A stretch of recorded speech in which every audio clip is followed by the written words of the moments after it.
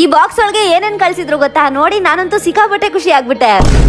ಇವತ್ ನಾನು ನಮ್ಮಮ್ಮ ಮೈಸೂರ್ ಹೋಗ್ತಾ ಇದೀವಿ, ನಡ್ಕೊಂಡಲ್ಲ ಇಂಟೀರಿಯರ್ ಅಂಕಲ್ ಕಾರಲ್ಲಿ. ನಮ್ಮ ಹೊಸ ಮನೆಗೆ ಇಂಟೀರಿಯರ್ ಮಾಡ್ಸದ ಅಂತಂದ್ರೆ ನಮ್ಮ ಅಪ್ಪ ಅಮ್ಮ ಕಾರ್ಪೆಂಟ್ ಹತ್ರ ನಾ ಕಬರ್ಡ್ ಮಾಡ್ಸಕ್ಕೆ ಏನು ಖರ್ಚು ಮಾಡ್ಬೇಕು ಅನ್ಬಿಟ್ರು.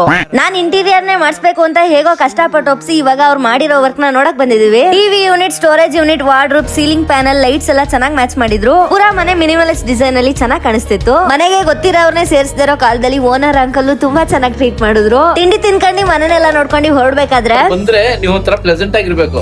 ನೆನ್ಸ್ಕೊತೀರಿ ನೀವು ಇರೋ ತನಕ ನಾವು ಮನೆ ಕರ್ಕೊಂಡು ಹೋಗಿದ್ರು ಅಂತ. ಇಲ್ಲಾಂದ್ರೆ ಏನ್ ನೋಡ್ಕೋತಾರೆ, ಯಾವ್ದೋ ಮನೆ ಕರ್ಕೊಂಡು